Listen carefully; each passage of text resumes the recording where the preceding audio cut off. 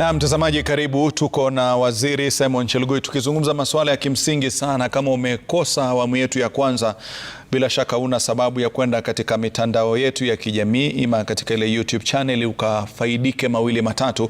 Ikiwa kuna jambo ambalo najua kwa wale ambao wanawekeza litawakasirisha, lakini pia wakiliangalia kwa ndani zaidi lina faida, kama vile kutarajia kwamba utakuwa unapata kitita kikubwa cha kila mwaka wakati unawekeza pesa zako katika vyama vya ushirika. Unasahau kwamba wakikupa pesa hizo kiolela, basi uenda ukapata faida mwaka mmoja, mwaka mwingine hasara, manake vyama huenda vikasambaratika na vikaanguka. Hivyo basi amesema eri turahisishiwe upataji wa huduma, lakini dividends zikiwa chache kuna uhakika kwamba kutakuwa na uhai wa vyama vile vya ushirika, na kia analifuata. Lakini kwa hivi sasa tuje katika swala moja muhimu sana, ambapo ni kahawa.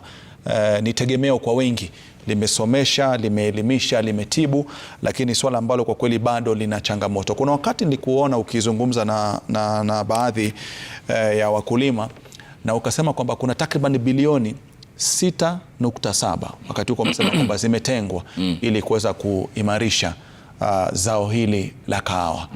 Kwa alikuwa anatizama huku nje alikuwa anafurahia kwamba hii ni hatua nzuri, lakini unapokaa hapo ndani, bilioni 6.7 zimetumika, zimeleta faida gani kwa wakulima wa kahawa?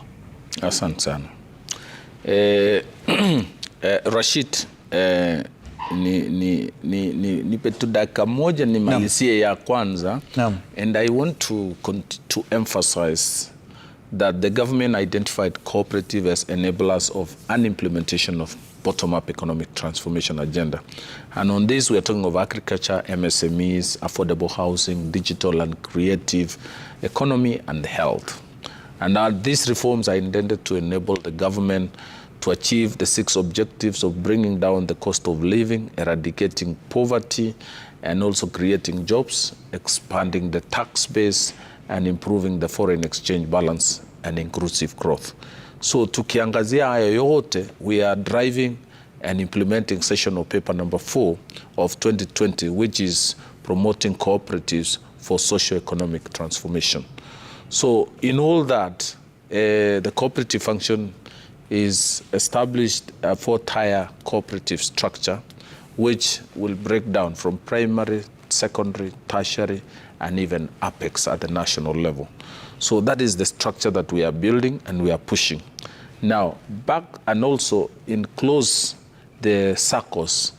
Last year, we have a good story, Rashid. We managed to grow our SACCO business by 10% averagely. For example, the total assets when I took office in 2022 was 890 billion. And last year, December 2023, we were able to close out with 981 billion. That is a growth of about 10.25%. I'm proud of these results. I'm proud that I was in charge and this is what we recorded. I'm also proud that the cross loans, the money that we gave to members across the SACCOs, the 359 regulated by SASRA, we started at 680 billion. When I took office. By end of last year, we had lent out 759. That means our loan book grew by 11.56%. Again, that gives me pride that these are results, these are numbers that have been evaluated, audited, and confirmed. And I am looking at maintaining that trajectory, because at the end of the day, we want to see financial services down at the grassroots. Because even my mother, back home, in where I come from, Kisanana, the only bank she knows is a SACCO. There is no conventional bank. So this is a service that they would only get from a SACCO. And that is the same case with many other people. Other than M-Pesa, the only bank they know with 4 walls is a SACCO. So that is the objective. Now back to nikuja sasa kwa mambo ya kahawa. Rashid, mwaka wa 70 na 80 kahawa ilikuwa inatuletea faida kubwa sana katika nchi hii, lakini kwa sababu ya mabadiliko ya mazingira, climate change, na usimamizi mbaya, na pia you remember the International Coffee Association which collapsed in 1988. Tumeona kahawa yetu tumeshuka kwa usalishaji kutoka tani 1140 mpaka tani 25 in 2020. Now ikampa serikali iliyopita watengeneze jopo kazi ya kuweza kuangalia shida na mambo ambayo yanakera sekta hii ya kahawa. Mambo haya yaliendelea vizuri, wakatengeneza sheria, wakatengeneza mabadiliko na maelekezo ya sekta hii ya kuimarisha na kuinua ukulima wa kahawa. Lakini kufika hapo katikati, wale wanabiashara ambao walihusika kufunja shirika kama KPCU ndio waanze yao. Wale ambao walivunja soko letu la kahawa pia they sponsored the amalgamation of institutions ile ilikuwa inasimamia kahawa kama Coffee Board of Kenya, Coffee Research Foundation. Sasa wakati Coffee Research na Coffee Board ambao ilikuwa inatafuta soko ilipofunjwa ama kukutanishwa na mashirika zingine, tukaona kahawa yetu na ukulima wa kahawa ikaanguka. Sasa katika hii mabadiliko nimekueleza hapo mbele, kupitia ushirika tumeangazia mazao kama 7 ama mambo kama 7: mambo ya kahawa, mambo ya chai, mambo ya samaki, mambo ya madini, mambo ya pia avocado na macadamia. Haya yote ni mimea ambao ikiweza kuinuliwa itashikilia Wakenya wale wako chini, itaimarisha utajiri kule mashinani, itaimarisha uandikaji wa kazi kwa vijana wetu, sababu hiyo ndio mimea ambayo inakuza wengi sana. Haswa kahawa inashikilia wa mafamilia 800,000. Watu zaidi ya milioni 10 wa Kenya wana uhusiano na kahawa. Kupitia hiyo tukawa na kongamano na tukawa na kongamano, nikaita mkutano ya wabunge nisikie maoni yao Januari mwaka uliopita, na tukatengeneza kongamano kubwa ya kuleta washikadau wote, na naibu wa rais akapewa hiyo jukumu na rais. Tukafanya kongamano kule Meru, na katika hiyo mkutano tulikubaliana kwamba ya kwanza tuendeleshe ile mabadiliko ilikuwa imeanzishwa na ile serikali ya kwanza. Ya pili tukakuja na mpango za immediate, medium and long term.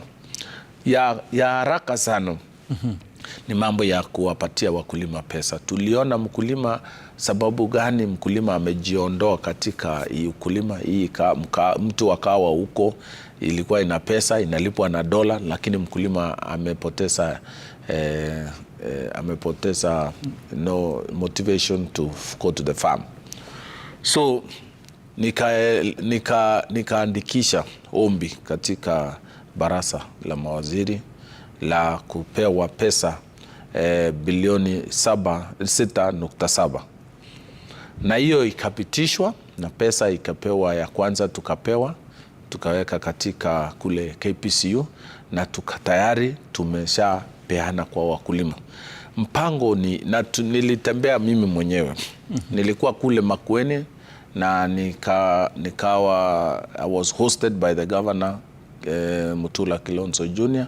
Tukakuja Kangundo, tukawa na governor wa Machakos na wakulima wa kahawa zaidi ya 5,000 kwa kila mpango. Nikatoka pale nikaenda Nyeri, nikaenda Kirinyaga, nikakuja Murang'a, nikakuja Kiambu, alafu baadaye tukaenda Bungoma, nikaenda Kitale, nikakuja Eldoret, Nandi, Kericho, Kisii, Meru, Chuka na Embu. Na katika hiyo mpango yote tulikuwa na magavana na wabunge na wale wamechaguliwa, viongozi ambao wamechaguliwa, na wote waliona kahawa ikinunuliwa utajiri utakuwa juu na umaskini utapunguzwa.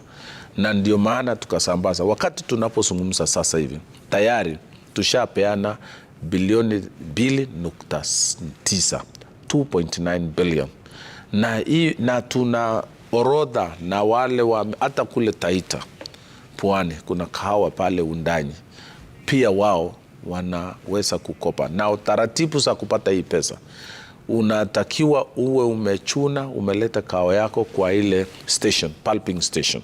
Na ukifikisha pale inawekwa ratili, ukilo ile unapata, unapewa receipt.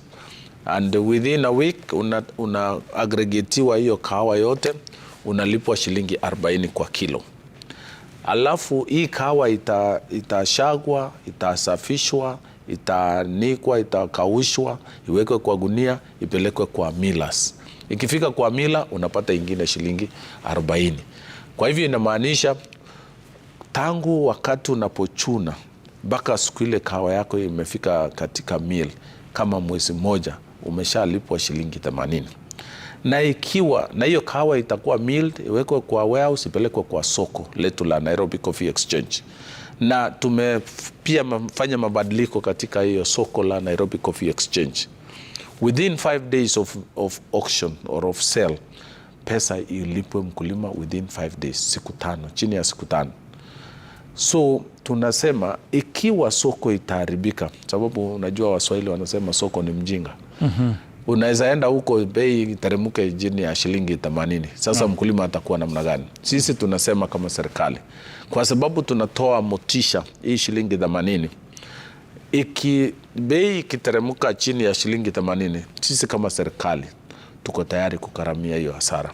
Ndio mkulima abaki na shilingi 80.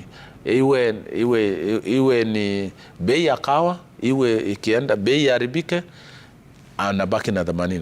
Lakini bei ya kahawa katika soko letu la Nairobi Coffee Exchange ikiwa ikiimarika, ikuwe mzuri, seme iuzwe shilingi 100, kama vile jana ilikuwa juzi Tuesday kahawa yetu iliuzwa shilingi $533.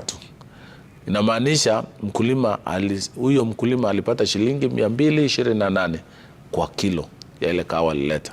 Kwa hivyo soko letu pia inakuwa mzuri. Ndio maana sisi Rashid pia tunaomba, wakati wa Kenya wengi wanaomba dola iteremke, sisi tunaomba dola ibaki juu, sababu ikiwa juu wakulima wanafaidika. Sasa tuko na maombi mawili hapa. Wengine wanaomba iteremke, sisi tunaomba ibaki huko juu, sababu ikibaki juu, sisi ambao tunauza nje, wakulima wa kahawa, wale wanaleta watalii, wale wanauza vitu zao nje, hao ndio wanafaidika. Sisi tuko hapo. Na kuna kitu umezungumza cha maana sana waziri. Umesema kwamba kwa mkulima hatua ya kwanza na kwamba chukua kahawa yako ipeleke katika kile kituo ambacho cha kwanza kule mashinani, ambapo hapo ikishachukuliwa utakuwa unapata shilingi 40 kwa kilo yako moja ya kahawa. Alafu baadaye ikipelekwa katika kile kituo cha kwanza sasa kusaga na nini, huko utapata na shilingi 40, utakuwa unatengeza kilo moja kwa 80 bei ya ujumla. Na ukasema kwamba hata kama soko litakuwa lina matatizo, bei imeyumba, serikali itakuwa inafidia ile deficit ambayo iko pale ndani, ndio Mkenya bado anauza kilo yake kwa shilingi 80.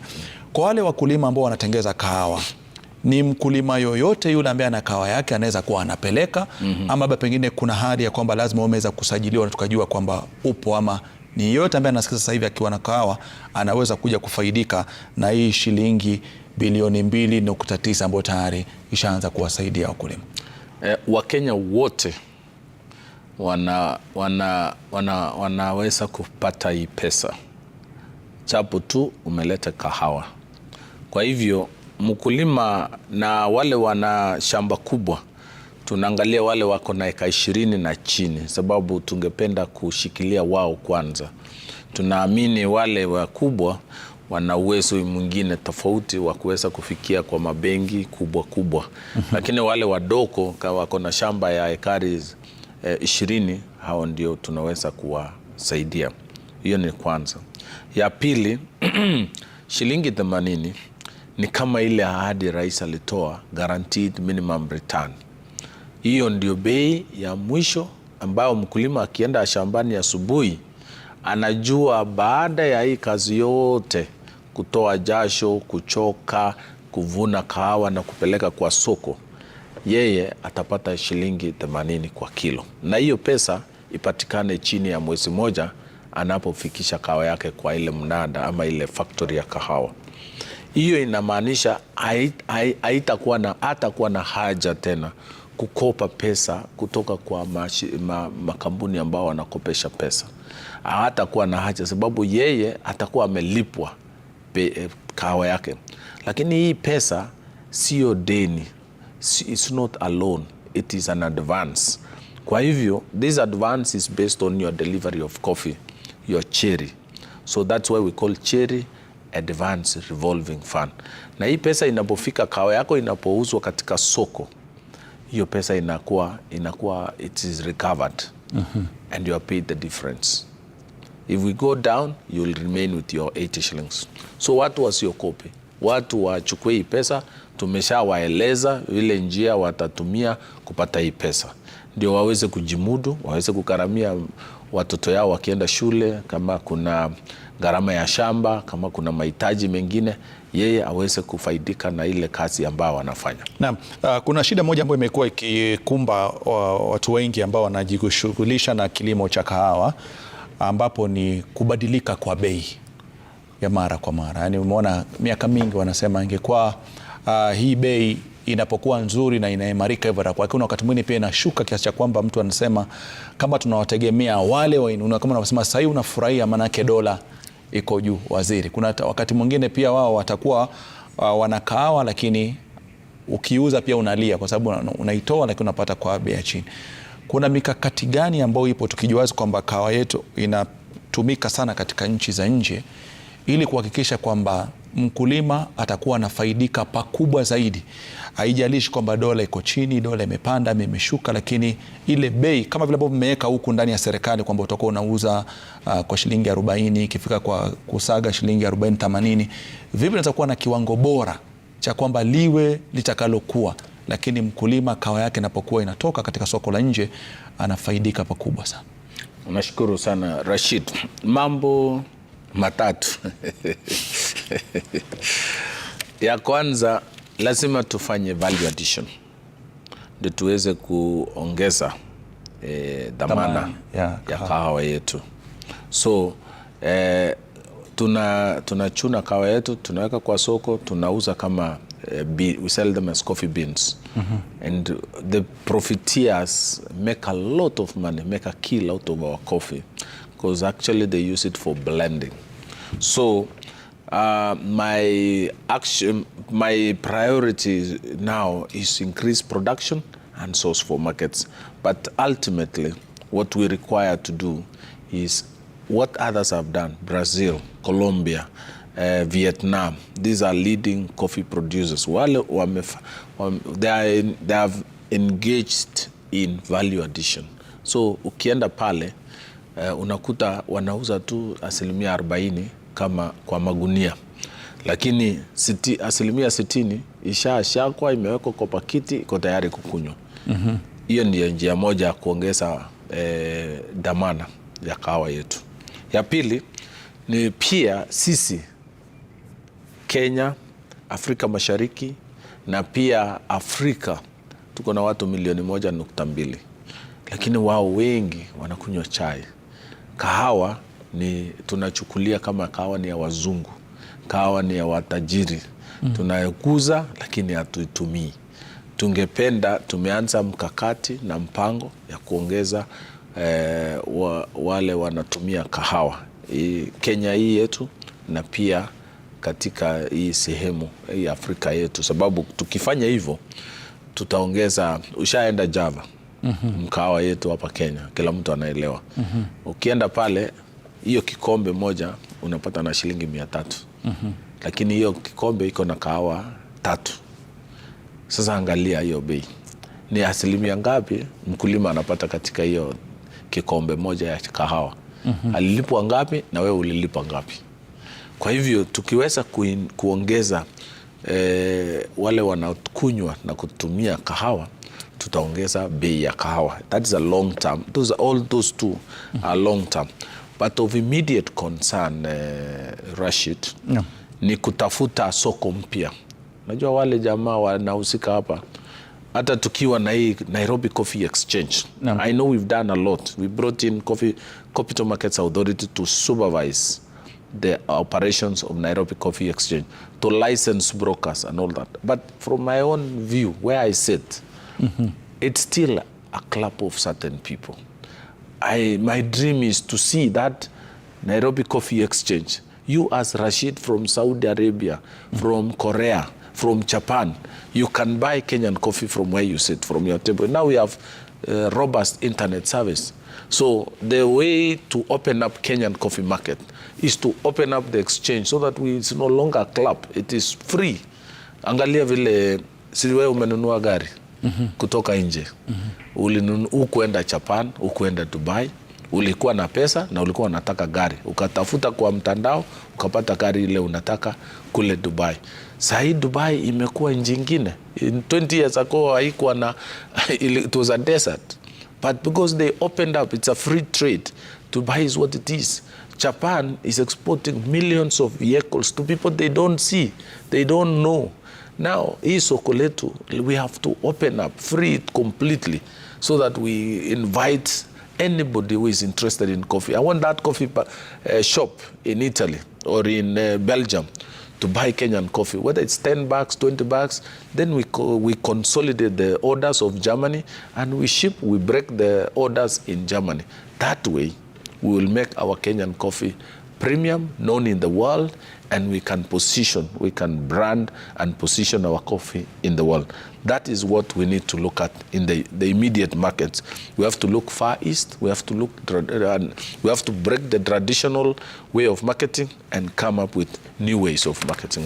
Na kuna wale ambao labda pengine wamekuwa wamefanya kilimo kwa miaka mingi, waziri, na wameona baadhi ya changamoto, na kuna watu wanasema kwamba labda kuongeza thamani ya kahawa yangu ambao naikuza mimi mwenyewe iwe na saga mimi mwenyewe kahawa, sema kwamba wewe na milling mwenyewe mahali nafanya na kila kitu, lakini kitu ambao wengi wanapata changamoto ni leseni, kwa sababu anasema tukipata leseni tutakusaidia waziri, unataka value addition tutaiongeza, kwamba tutakuwa tunauza kahawa zingine kutoka shambani tukipeleka, na baadhi nyingine tutajaribu tuone hata kama tutafuta majina yetu humu ndani tuuze na Wakenya wanunue. Hili swala la watu kupata leseni ili wajisagie kahawa limekuwa changamoto sana, na kila mtu anasema kwamba wizara ikiamua tutapata leseni. Je, wizara imeamua ama haijaamua? Nashukuru sana Rashid, hilo ni swali nzuri sana, na imekuwa masuala ambayo tumekuwa tunakumbana kila wakati tunapoendelesha hii mabadiliko. Swali ni hili, kwa nini tulitoka tani 140,000 metric tons mpaka tani 25,000? Why did we drop? If this thing was working, why did we drop? We dropped, the farmer lost interest, and we positioned the farmer away from the center of the coffee farming and coffee value chain. Now, in these reforms, we want to position the farmer at the center and front of everything. Hawa tumekuja na mpango kwamba wewe ukiwa, kila mtu ako uhuru Kenya kufanya biashara ile unataka kufanya, lakini hatutaki collusion. Because in collusion, the farmer loses. And that is the primary factor, consideration we have to protect. Because that is the cow that gives the milk. That is the chicken that lays the golden egg. So if you don't protect and support the farmer, when you go to Brazil, 80% of the coffee sales is earned by the farmer, goes to the farmer. And that's why they have sustained coffee farming in Colombia, in Brazil, in Vietnam. Vietnam was nowhere in the world in coffee. After the Vietnam War, most of that coffee in Vietnam was grown by veterans. And 20 years down the line, they're the third largest producer in the world, because they were given as a reward for fighting in the war and also given incentives.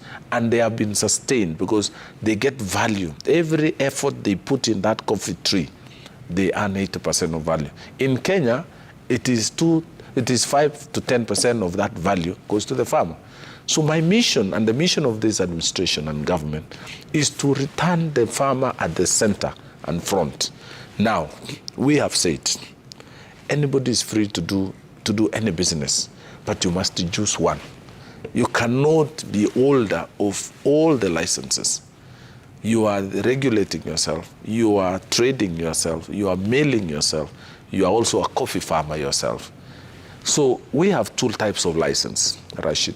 Tuko na commercial milling license. Hiyo inamaanisha umefungua biashara, unangojea kahawa ya mtu yeyote, unashaga, alafu unapeana kahawa. Kahawa sio yako. Lakini vile iko sasa, wengine wanatumia the commercial milling license. Wavutie wakulima ama wenye kahawa, wakishika kahawa hii, kahawa inakuwa yao badala ya kuwa ya mkulima. Mkulima atalipwa ile bei. Lakini sasa tuko dola imeenda juu, saa hii bei imepanda, lakini mkulima anabaki pale pale. Analipwa ile pesa ya zamani. Sasa tunasema, wewe ushage kahawa, utumane invoice ya milling na kazi yako inaisha hapo.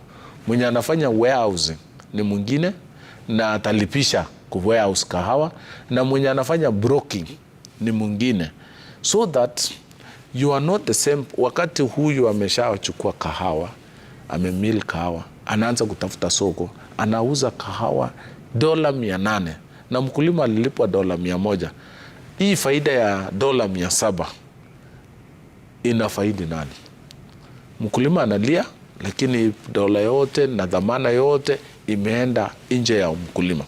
Sasa tunasema hiyo pesa mkulima akulipe ya milling, akulipe ya warehousing, akulipe ya brokerage na alipe ya buyers, mwenye mnunuaji. So that's why we created something called DSS, Direct Sale Settlement. Hapo ndio kila mtu analipwa.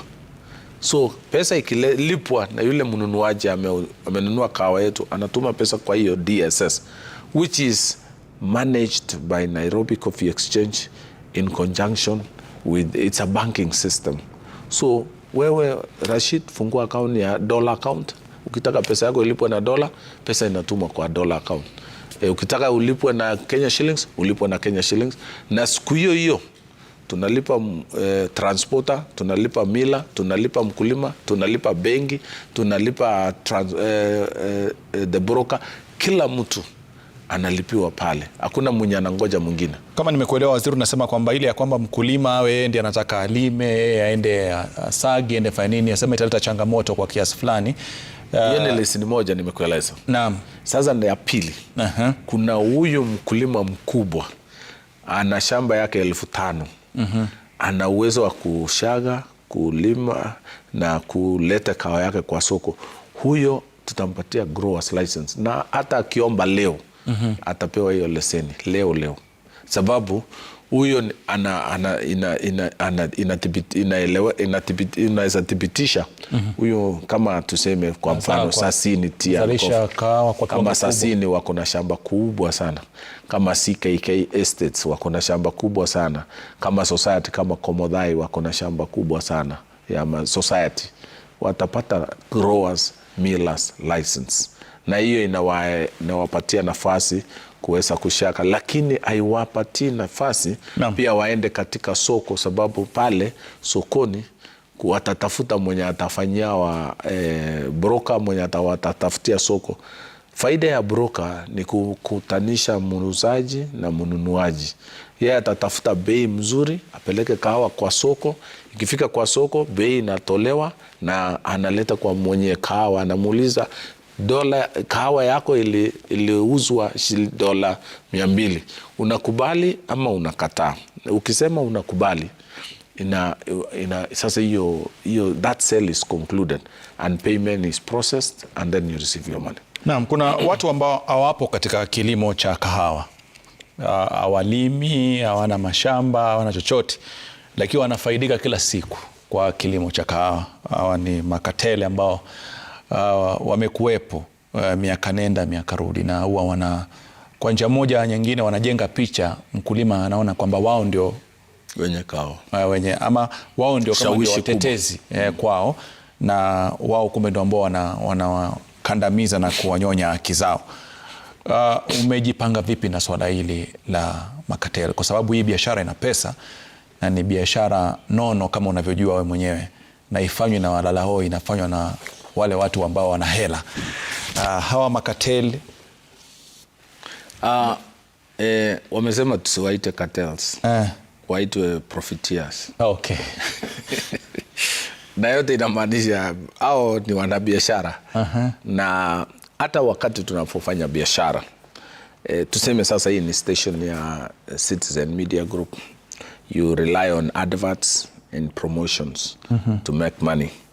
Supposing today you come with a cost that completely wipes out the Ministry of Cooperative budget, how sustainable will that be? How will you be in business tomorrow when the ministry has spent all the money? They don't even have money to go out to the field because they spend in reaching out and speaking to. And in an arrangement like this, you've just given us a platform, no cost. And at the end of the day, you have created a platform where Kenyans are watching us now and listening. And you have actually impacted on the community because this information is empowering. It is enriching. The farmers are watching. What happens to your station after this? It means your station begins to connect with the people. It begins to relate, and people begins to find relevance. Same thing with any business, like coffee. Do you want to do it one-off, or you want to do it forever? And so you must protect the chicken that lays the golden egg, na huyo ni mkulima. Kwa hivyo wale nimesema Kenya ni huru, soko huru, lakini tuchague. Where did the rain start beating us? It began to beat us when these private people who were keen on just making money came in, and they started splitting and slicing and dicing our cooperatives. The giant societies, the Mboi Committee. Where is Mboi Committee today? Where is Mukurweini Farmers, which was a giant cooperative? Where is Iveti, New Iveti Farmers Cooperative? Where is Chwele Farmers? The giant cooperative, Iego in Muranga. Where did they go? In Meru, we had big societies and all those. Sababu wao walikuwa wanakuja wanakuangalia, Rashid, wewe ndio mwenyekiti, tunataka kahawa yako tuende tushage. Kahawa haimaanishi kwamba sasa walipoona kama Rashid umesimama kidete, wakatafuta njia ya kugawa society, and that's when we talked about coffee liberalization. So it had its positives and negatives. The positive was we were able to open up the coffee market, but we also killed the economies of scale within our cooperatives. Now we have a society like Odaya, which remain strong because we had a strong leader, political leader there, and that society remains strong. Today, as we speak, it's still as strong. It has, I think, over 18 factories. We have societies which are single factory society. The economies of scale is completely wiped out. So we are saying, wale ambao wanataka biashara ya kahawa wako huru, lakini chakua moja. Unataka kununua kahawa na kuuza nje, karibu. Unataka kuwa unakutanisha muuzaji na mnunuaji, karibu. Unataka kufanya milling, karibu. Ukitaka kufanya ukulima kahawa, mashamba mengi yako hapa. Kwa hivyo wao wachakue tu moja. Wanataka kukua mila, alafu bei ya kahawa ikikuwa juu, akiuza hiyo faida anakula mwenyewe. Mkulima ajui ni ngapi iliuzwa, ni ngapi alilipwa, analipwa tu ile ya zamani, ile alikubaliana. Hiyo ndio njia ambao sisi kama serikali tungependa kuleta mabadiliko. Kwa nini Uganda imeenda mara 6 yetu na tulikuwa mbele yao? Sasa Uganda is doing is almost 800,000 bags, as we are doing about 400,000 bags. And I think this year they will do 1 million bags, 10 million bags, sorry. So Uganda is now the second largest producer of coffee because walifungua soko lao, wakafungua, wanauza kama mahindi. Mahindi hapa Rift Valley, kuna mtu atakuuliza una uizi wa mila. Mwenye anafika kwa mlango, kwa shamba, anakuambia bei yake, mnamalizania hapo. Kwa hiyo ndio itakuwa italeta watu wengi kuja kununua kahawa. Sasa inafungua soko huru na bei huru na kila mtu anakuwa huru. So kahawa haiwezi enda kama mahindi sababu hatukuli kahawa. Kahawa inatumika kwa mikahawa na kujiburudisha. Lakini chakula kama mahindi, hata kuna mwenyeji, mimi mwenyewe nitakuja kwako ninunue mahindi ya kulisha familia yangu. Kwa hivyo mimi nikikuja na pesa tunamalizana. Na bila shaka kuna swali moja mtu ameuliza, anasema kuna jitihada ambazo mnazifanya kama wizara lakini pia zinaleta tatizo. Ile kuuza moja kwa moja.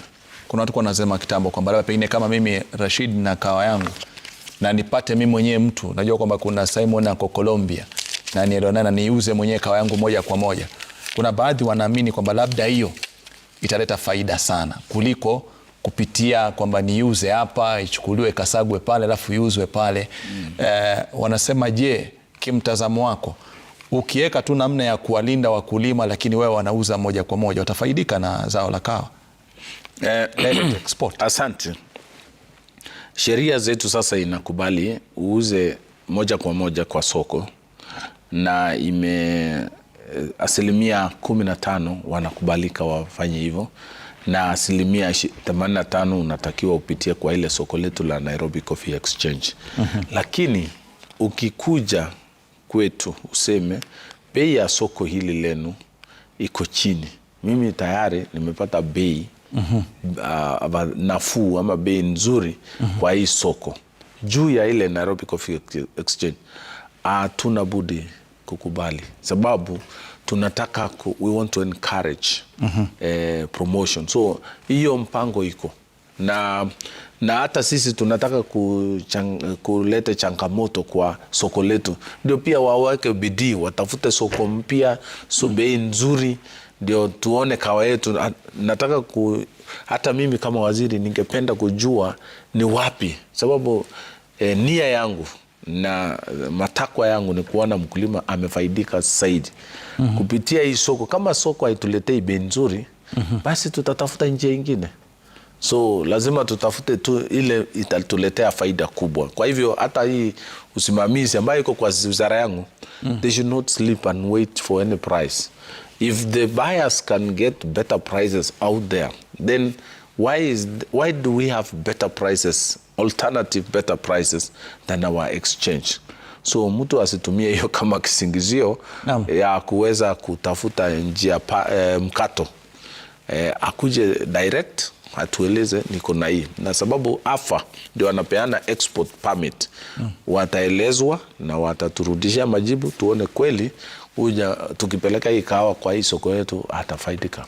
Na kabla tuweze kuingia katika masuala ya hazina hii ya Hasla, nitakuwa swali moja ambalo watu wengi wanasema kwamba ukiwa katika wizara hii waweza fanya mambo yote katika wizara yako, ukaleta mikakati, ukaleta sera, lakini nasema kwamba ukijaribu kuleta mageuzi mengi katika kahawa huwa unakwaruzana na wale ambao hawatakikani wasogelee. Ni rahisi kwako ama unapambana lakini unajua ni kugumu? Kwa sababu hii kama nilivyokuambia sio ya walala hoi. Sema ukitaka kuwa na wakati mgumu katika wizara, leta reforms nyingi kwa kahawa, utakuwa na wakati mgumu. Ndio maana unaona hii mabadiliko tunaiendesha kutoka ofisi kubwa la taifa la rais na naibu wa rais, mimi tu nikiwa na saidia, sababu tunaelewa mambo hii ya kahawa iko na faida kubwa na iko na wenyewe, lakini sisi wenyewe wetu ni wenye walichagua hii serikali na wakasema wanataka guaranteed minimum return, and we have to work for them and deliver that guaranteed minimum return. So it is a job that the president took oath of office to defend and protect them, and we, his appointees, have to support him on that. And that's why we have taken responsibility to ensure we carry out the reform to ensure the farmers bottom line benefit. But I also want to encourage and give them a word of advice. For us to be, if those in business, for them to be in a continuous business, make money, make little and make it for a long time than just make a windfall. Because look at what has happened. If we go that route, we were going down to zero production. But now look at what we are. As we speak today, KPCU is holding now over 400,000 bags. And the KPCU is only one. KPCU is already, the auction, we sold 27,000 bags yesterday, on Tuesday. Production has moved to 65,000 metric tons from 25 in 2 years because of these reforms. Are you not seeing the progress? With this trajectory, I think this next year, 2024-25, we are hitting 100,000 bags, 100,000 metric tons. So those numbers should persuade everybody, whether you are in whichever business or service you render, should persuade you that that is a positive trajectory we are going. And that will be bigger business. Imagine you are dealing with 37,000 metric tons, and now you are in a business where we are dealing with 100,000 metric tons. Don't you see there's a bigger business? So that is the persuasion which some people don't see. But I think it is, from where I sit, it's bigger business, it's more beneficial to government, to the people, and those involved in the value chain. Na bila shaka mtazamaji, nafikiri kuna mengi ambayo tunaweza kuyazungumzia kuhusiana na zao la kahawa, na jumbe ni nyingi. Kuna moja anatoka katika kaunti ya Baringo. Anasema muulize kiongozi wangu. Anasema kwamba huku Baringo tuna kituo cha kusaga kahawa, lakini bado wakulima hawapati bei nzuri. Licha kwamba kahawa hiyo inapelekwa moja kwa moja katika nchi ya Korea. Je, suluhisho lingine ni lipi? Anauliza, labda pengine kwa kifupi tu waziri. Ningependa kumchibu ya kule Baringo walipatana na wanunuaji kutoka Korea na wakaweza kuwasaidia hata kuwajengea coffee mill bale Baringo, na bado ile usimamizi kutoka first mambo ile the machinery wanatumia, the pulping units that they use may not be the best, and that's the feedback I got when I carried out sensitization. And we have in discussion, and I've been asked to now run down the requirements. So some have good equipment but completely worn out, that require rehabilitation and modernization. So that is one issue that affects the farmers of coffee in Baringo. Ya pili ni vile wanakuza na kuendelesha ukulima kwa muda mrefu kwa sababu ya bei duni na pia usimamizi mbaya, na saa zingine mambo ya mazingira, environmental climate change, ukulima akawa ukaenda chini. Kwa hivyo ukiangalia, lazima bei inachangiwa na quality of coffee, vile kahawa iko, size of the coffee bean, na pia soko ambao wanauza. So mimi tutaangalia mambo ya pulping units kwa counties. Niliona Nakuru, Baringo, Elgeyo Marakwet na Uasin Gishu na part of Nandi walikuwa na hiyo shida. Haya, ukiangalia hizi counties zingine wako na ile machinery ya wet processing, ile iliwajwa na mzungu, wengi wao wako nayo, lakini imechoka, isha haribika, inataka support rehabilitation. So the reform that we will come up with after my immediate challenge, if you ask me what is my priority now, today, the Thursday, my priority is how do we sell the coffee that we are holding now after milling? Where do we sell? Do we have alternative market to sell the coffee? That's priority, immediate priority, because when we sell better, we pay farmers better, it means there will be a motivation and they'll begin to align in our vision, because they have tested the money. So if we sorted that, then we come back and look at the infrastructure of this coffee value chain. Now, Korea is a market for coffee. The Kericho, Gipkelion had one, and they sold, they made big money. Baringo, we still need to look at the chain, how the structure is operating from Korea all the way to the farmer, so that we see where the value is lost. Maybe that way we'll be able to pay the farmer better. Na bila shaka ndivyo anavyotuambia, anasema kwamba anajua hilo ni kuweza kuangalia kwa makini wapi tutaweza kurekebisha angalau mkulima yule wa zao la kahawa Baringo aweze kufaidika licha kuwa na kile kituo cha usagaji ambacho katika maeneo. Lakini kwanza kabisa nafikiri ni fursa sasa hivi Wakenya wazungumze kutoka sehemu tofauti na waziri walio hapa, na ikiwa ni jambo la kahawa tusikize sauti zao wanasemaje kuhusiana na mchakato mzima wa kulima, kuvuna na kuuza kahawa. Na cost ile nauli mingi huwa inaenda pande ile, na pia kulingana na vile tumeelezwa na manager wa mill kwamba wakulima wenyewe wanaweza wakaiona jinsi kazi inaendelea na kuona vile masao yao imeelekea.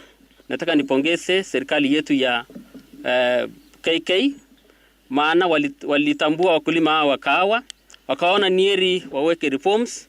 Hapo mbeleni wakulima walikuwa wapati haki yao licha ya kufanya kazi kubwa katika hii ukulima ya kahawa.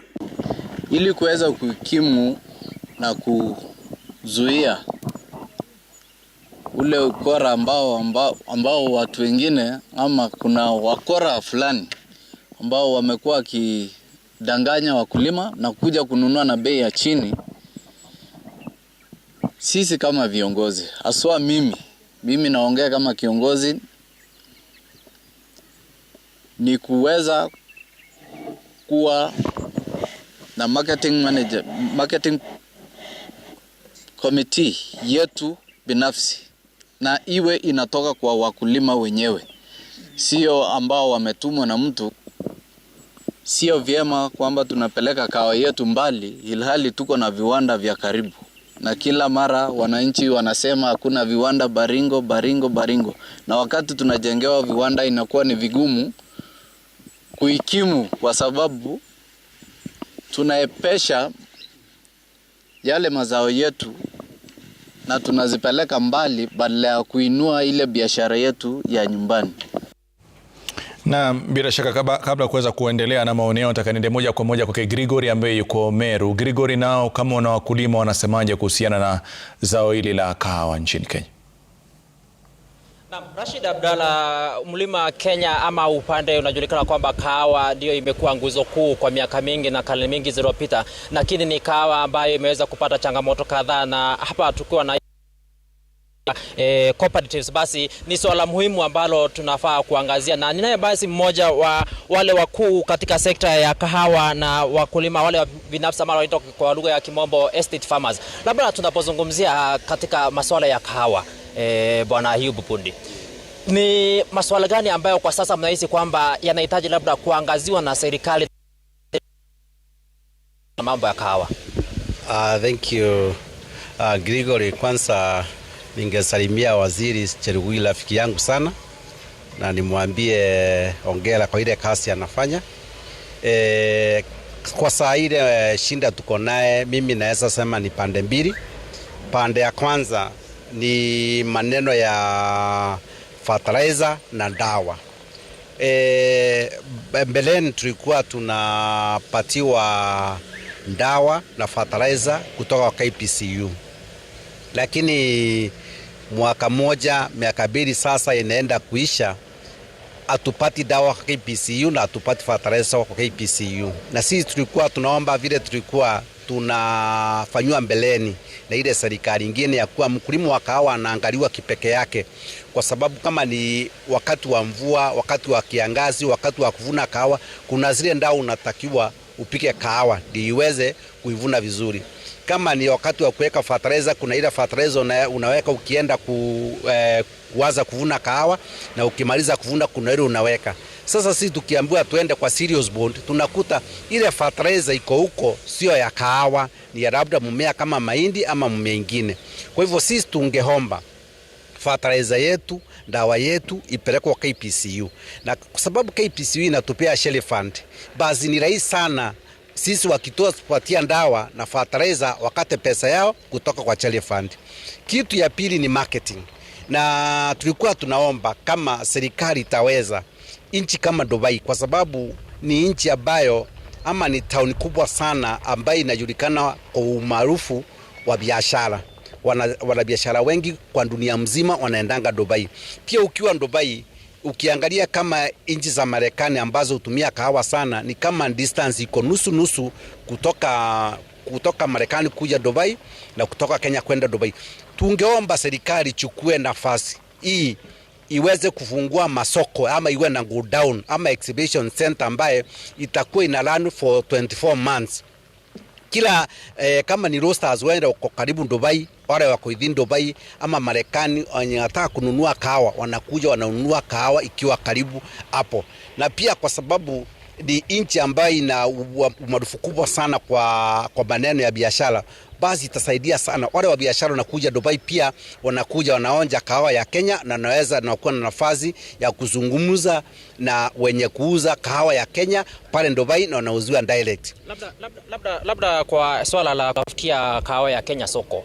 Labda kuna zile nchi ambazo kwa wingi sana naaminika kwamba zinatumia kahawa kutoka Kenya. Labda serikali fanya jitihada gani kuhakikisha kwamba kahawa inaweza kupata soko ya kutosha kule nje na inaangazia zile nchi ambazo zinatumia kahawa yetu ya Kenya? Kama mkulima, ombi lenu ni gani? Gregory, ile kitu ningetaka kuomba serikali ni kuwa ukweli serikali ikichukua data ama vile kahawa ununuliwa kutoka Kenya kwa miaka 5 ama miaka 10, watajua ni nchi gani ambazo uweza kununua kahawa mingi sana kutoka Kenya. Na ukisha kujua hivyo, kwa sababu hizo nchi zote tuko na embassies ama tuko na mabalozi katika nchi hizo zote, ningeomba serikali iongeze mtu mmoja ambaye atakuwa pande ya marketing ya kahawa, marketing expert ama mtu ambaye ako na umaarufu ya kuuza kahawa, awe nchi ile, awe kwa hiyo embassy ama kwa hiyo balozi, ndiye awe kazi yake ni kusunguka kuingia pale kuna exhibition ya kahawa pale roasters wako na kutafutia kahawa ya Kenya soko. Kwa hivyo mimi niko na uhakika kubwa sana, embassy ikiongezewa mtu mwingine wa kusimamia kahawa katika nchi hizo, sisi tutakuwa tumefunguliwa soko ambayo ndio shinda ile kubwa, kwa sababu wanunuzi wa kahawa ni kidogo, lakini ile kahawa tunalima ni mingi na ni mzuri. Na ikishafanyika hivyo, kahawa ya Kenya inatumiwa kumblend other coffees ama inatumiwa kuunganishwa na kahawa zingine zenye hasina ladha ndio waweze kuuza kahawa zao. Kwa hivyo niko na hakika tukuwa na exhibition ya Dubai, tuwe na mtu wa kumarket kwa hizo embassies, basi itakuwa muhimu sana, kwa sababu wale roasters watakuwa wanapata kahawa ya Kenya ya mkulima kama Ayubu yenye ijaunganishwa na kahawa ingine. Yeah. Shukran sana. Basi kama ulivyosikia waziri kule studio, basi ni maoni ya wale wakulima ambao wanahisi kwamba swala kuu ni swala la kutafutia soko la kahawa ya kutoka humu nchini, na zaidi kuangazia zile nchi ambazo zinakunywa kahawa ya kutoka humu nchini Kenya, basi ziweze kupewa ile nafasi ya kwanza kuweza kutafutia soko la moja kwa moja. Kutoka hapa kaunti ya Meru niweze kurudisha kwa Rashid. Jina langu ni Gregory Morethi. Na bila shaka shukran sana Gregory. Vile nitampa dakika kama 1-2 waziri aweze kuzungumzia mawili yao, alafu baadaye ende moja kwa moja kwa Evans Asiba atufungulie mjadala wa biashara ndogo ndogo kabla kuzungumzia masuala ya Asla Fund, maana yake pia anajua kwamba muda unavyosonga naye waziri atakuwa anahitajika upande wa pili kwenda kusukuma gurudumu la maisha. Lakini tuje katika masuala mawili. Kwanza, hoja ambayo imenigusa sana hapa ni kwamba mbolea ya muhimu sana ya kwamba wakati mwingine mbolea ambao wanapewa wakulima wa zao la kahawa sio mbolea ambayo inaweza kusaidia uzalishaji wa kahawa. Kosa hapa liko na nani na litaweza kurekebishwa vipi? Okay. Ningependa kujibu namna hii ya Rashid. Nikikuja kwa swali lako. Naam. Nimepata swali kutoka pale Baringo juu ya coffee mill, Baringo cha coffee mill. Hii mill was developed through the support of the county government of Baringo and an evangelist organization in Korea to support the coffee farmers. Kwa hivyo wakulima wa Baringo wako na uhuru wa kupeleka kahawa yao pale, na pia hawatakatazwa pesa ya cherry fund. Na wale wengine wote ambao wako na coffee mill kama Komodhai in Kiambu na Meru na Embu na hata Kirinyaga pia wao wamejiunga wakaunda mill yao. Ndio tunataka kupeleka mambo yote kwa wakulima wachisimamie. Sasa wakishafanya hiyo ushagaji, wakishaga kahawa yao wanaleta kupitia soko, wao watafanya mkataba na KPCU. KPCU is also a miller. They are in fact competitors. But on the issue of cherry advance, this is the only agency government saw it fit. So separate from milling business, KPCU is administrator of the cherry advance. So watafanya mkataba na Baringo cha coffee mill waweze kulipa wakulima wale wamepitisha kahawa yao pale, lakini pesa yote it will be recovered at the coffee mill. Kwa hivyo wasiwe na wasiwasi kama wamefungiwa nje kwa sababu wako na mill yao. Waweze na wale wote kama Embu wa mashirika 23 wameunda coffee mill moja ya Embu Union na wanaleta kahawa yao pale, alafu pia wanapata pesa yao. Ukiangalia cherry advance tayari Embu wamechukua shilingi milioni 225. Pale Baringo ningependa kuwapa changamoto. Ni mtu mmoja tu amechukua hiyo pesa ya cherry fund. Sijui ni kuelimishwa, juzi tulikuwa pale nikaelimisha, nikawaeleza, na pesa hii sio deni, it's not a loan, it is an advance. So wakulima wachukue jukumu, wajitume, wachukue hii pesa, wajimarishe ukulima yao ya kahawa. Ya pili, nimesikia kutoka Meru, mkulima mmoja ameleta mchango mzuri sana. Na mimi nashukuru. Na ukiangalia kwa ile picha, yeye ni mkulima maarufu, ukiangalia kahawa yake inakaa mzuri sana. Kahawa inahitaji 35% mbolea na 65% dawa. Kwa hivyo kulikuwa na mpango, ilikuwa inaitwa Farm Input Subsidy Program that was administered by KPCU, ambao kwa sababu ya bajeti ilisimama. Lakini wakati tuliposunguka nchi nzima kuzungumza juu ya cherry advance, mambo yayo yalitokelea. Hata Meru wenyewe walizungumza juu ya madeni, wakazungumza juu ya mbolea na dawa, wakazungumza juu ya usimamizi wa mashirika, wakazungumzia juu ya soko letu la kahawa na ile mabadiliko ambayo tulikuwa tunafanya. Na tayari mimi nishapeleka ombi lao, nikatengeneza a summary of the issues that emerged, and I've been directed to now come up with a formula. Uzuri tulikuwa tulikuwa na njia ya kuweza kuwasaidia wakulima kupitia new KPCU.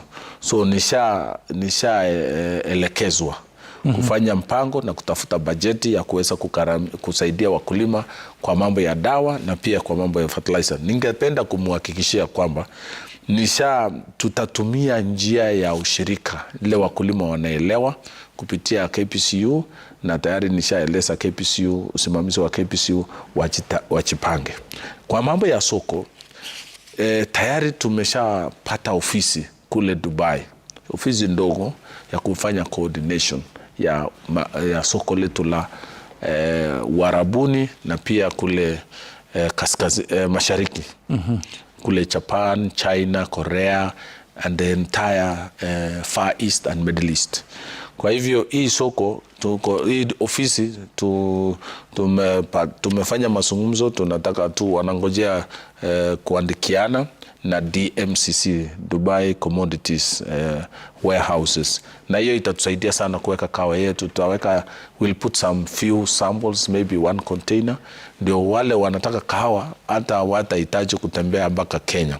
Wanaweza kufanya pale. Na tunaangalia vile ile kampuni nyingine ya chai inafanya, KTDA, pia wanatumia hiyo model na wako na ofisi kule. So tukitembea pamoja na KTDA tutaweza kufaulu. Ya pili, Brussels, tushakuwa na maofisa wangu nimeshawatuma pale, na ili waangalie soko la Europa ya kule na kule Seattle, so that tukiwa na hiyo soko 3 tunaweka kahawa yetu right at the center of the market, na tuko na orodha ya nchi ambao wananunua kahawa yetu dunia. So ndio maana tunachukua hiyo njia. Ya mwisho, juzi wakati rais alipoteua mabalozi wapya, alituita na tukawa na mazungumzo na wale mabalozi, Na niliweza kuzungumza na mabalozi wetu mpya ambao wametumwa katika nchi haswa Korea, China,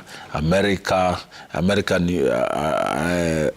ni bado ni yule, lakini sasa tuna mazungumzo mapya kwamba wanapofanya kazi yao ya ubalozi pia waangalie value chain ile ambao serikali imeweka kibao mbele, so that watusaidie. Kwa hivyo tunatarajia mazuri kutoka kwa ubalozi wetu. Naam, bila shaka nataka tuende tuzungumze na Evans Asiba, alafu atatupeleka mapumzikoni yetu. Tukirudi tutaendelea na yale ambayo anayazungumzia. Evans Asiba, nafikiri tufungulia mlango wa mada ya kero, changamoto, manufaa yaliyopo katika biashara ndogo ndogo, alafu baadaye utupeleke mapumzikoni. Tukirudi yale ambayo utakuwa umeweza kuyazungumzia hapo, ndo tutaanza nao tukiwa na waziri hapa studioni kwako, Evans Asiba. Na Rashid, uliyosema ni hakika. Tupo katika kaunti ya Nakuru, soko hili la wakulima, ambapo tutakuwa tukizungumza na wafanyabiashara wadogo katika kaunti hii Nakuru, haswa katika soko hili. Watuambie pengine gharama ya kufanya biashara katika taifa hili vipi, na vile pia tu hali ya biashara, tuseme tu kwamba kwa jumla. Moja kwa moja nitakuwa nikizungumza na huyu mama. Njoo tu hapa hivi tuzungumze naye kidogo. Njoo hapa hivi kidogo. Utuambie tu pengine unafanya biashara aina gani? Njoo hapa hivi kidogo tu. Utuambie biashara gani unayofanya, na sasa hivi gharama ya kufanya biashara ni vipi? Mimi nafanya kazi ya kuuza nyanya retail, na ninanunua kwa wenye wameletewa na wakulima, na nimeona faida yake. Juu kama singeona faida singekuja hapa. Kwa hivyo nasema hii biashara imenisaidia. Hebu pengine ukiangalia sasa hivi, ukiangalia gharama kufanya biashara iko vipi? Maisha imepanda haijapanda? Biashara imepanda haijapanda? Biashara imepanda. Hata ukiangalia na macho yako biashara imepanda. Lakini hata ikipanda tunabadilishana nayo. Ikipata tunabadilishana nayo. Sababu leo tunauziwa nyanya 25, kesho 3,500 na bado tunaendelea. Tupate sauti nyingine pengine tu ukizungumza hapa ulipo, ukiangalia huku hivi pengine. Tuambie kwako wewe kama mfanyabiashara, hali ya kufanya biashara katika taifa hili kufikia sasa hivi iko vipi pengine? Mimi kwa upande wangu biashara iko chini. Unaweza kuwa unanunua nyanya na wanunuzi hakuna, kwa sababu pesa ya kusakileta hakuna. Hatuwezi sema biashara imepanda. Biashara inaweza panda kwa mama ambao wamekaa wa makamu, hawana watoto wa kusomesha. Sisi tuna watoto ambao tunasomesha. Tuko na watoto shule. Mwenzangu mwenye ameongea next, yeye ni shosho, anajilia na tumbo yake. Mimi niko na watoto wako shule, niko na secondary, niko na form 4, niko na college, na nategemea hii soko. Pesa hakuna. Serikali iko chini na pesa sisi circulation hapa kwetu hakuna. Hii serikali tulipoichagua tulidhania itakuja kusaidia sisi wana soko. Ilisema ni ya mama mboga, ni ya bodaboda, yani watu wa hustle standards, watu wa chini, but bottom up, watu inue sisi watu masikini wa chini tukuje juu. Lakini ilikuja kutoa kwetu kuwekelea juu. Wao wakulie juu ya mesa, sisi tukulie chini, kumaanisha wanatulainisha tukwende chini kabisa. Haitusaidii, hakuna kitu hapo. Pengine umeichukua hustler fund, na ni vipi ilikusaidia? Hustler fund wananipatia mtu kama mimi nanunua nyanya shilingi 2,000 wananipea 500. Niko na watoto 5. Hiyo 500 ni ya kunisaidia ama ni ya kufanya kazi gani? Ni mtoto ndanunulia sukari ama ni kununua nyanya nitanunua? Hustler fund ni ya fake, ni fake kabisa, isaidii mtu. Hainisaidii mimi. Mimi maisha noma ya magodheneka. Okay, tupate sauti nyingine. Tumekuwa hapa na mama mmoja ambaye tunafaa tuzungumze naye pengine tu. Njoo hapa tuzungumze naye tu, tuambie, njoo hapa hivi kwenye kivuli kidogo. Ukianza tu kwa kujitambulisha, pengine tuambie umekuwa katika biashara miaka mingapi, na sasa hivi hali ya biashara, maisha ya kufanya biashara yako vipi? Nashukuru Mwenyezi Mungu, maisha ya kufanya biashara ilikuwa mzuri hapo zamani. Hapo nyuma ilikuwa maisha iko sawa kabisa, lakini kwa saa hizi yenyewe kutokea tangu tulipochagua rais wetu William Ruto, tulikuwa tunajua atatusaidia na tulimfurahia sana, lakini imefika mahali yenyewe alituangusha. Sasa hivi biashara imerudi chini, hata wana pesa, unanunua mzigo, kreti moja ulikuwa unauza hata kreti 3 kwa siku, raundi hii unauza kreti moja kwa siku 3. Hiyo ni maisha gani? Hebu tuambie pengine hustler fund, wewe kama mfanyabiashara ulichukua na pengine ilikufaidi kivipi? Hustler fund yenyewe mimi nilipata shilingi 500. Na hiyo 500 nilipopata nikaangalia kwangu hata sina unga, watoto wako njaa. Nikachukua, ilinisaidia kwa sababu ninunulia watoto chakula siku hiyo na ikaisha namna hiyo. Asante. Pengine ni ujumbe gani ulionao kwa serikali kuhusiana na swala nzima la gharama biashara? Pengine lipi lifanywe kuhakikisha kwamba wale walio biasharani, wale wanaofanya biashara pengine watasalia katika biashara? Sisi tunaomba Mheshimiwa Rais angalie wamama. Muji ni mama. Bila mama hiyo muji hakuna. Sasa mama wenye anafanya biashara awangalie. Asiwapatie shilingi 500. Ape hata shilingi 50,000. Angalau hapo atakuwa amefanya nini? Amesaidia mama na akasaidia muji. Tupate sauti ya mwisho kwako kama mfanyabiashara hapa katika kaunti ya Nakuru. Tuambie pengine kwako biashara iko vipi? Maisha no maya. Hivyo tu, maisha no maya, no change. Hivyo. Haya, unataka kusema pengine kwako wewe kama mfanyabiashara tukifunga na wewe? Mimi nasema aje, huku kwa biashara kazi iko chini. Sasa kama saa hii hata mtu anachukua hiyo hasura fund, halafu unapewa 500. 500 hata ukigawanisha hakuna mzigo unaweza jinunulia. Sasa hiyo iko chini. Pesa atusaidia, tupee pesa at least mingi mtu anaweza kufanyia kwa biashara. Waziri anayesimamia masuala ya biashara yumo katika studio zetu sasa hivi tunavyozungumza. Pengine ni ujumbe gani au ni swali gani ulilonalo kwake pengine tukifunga? Waziri Chelugui kwa katika studio zetu, ni swali gani ulilonalo kwake? Sikushika hiyo. Na kuuliza wewe kama mfanyabiashara, waziri anayesimamia masuala ya biashara katika taifa hili, Waziri Chelugui yuko katika studio zetu, una swali lolote kwake? Mimi naweza muuliza atusaidie at least kwa hasura fund, tupeo kitu kikubwa yenye tunaweza fanyia biashara.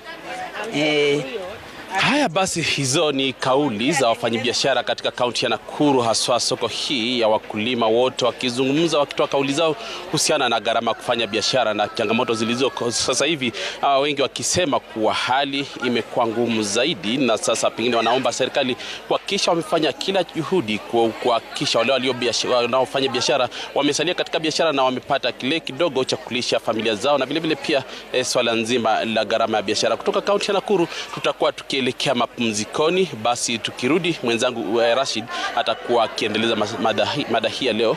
Twende mapumzikoni.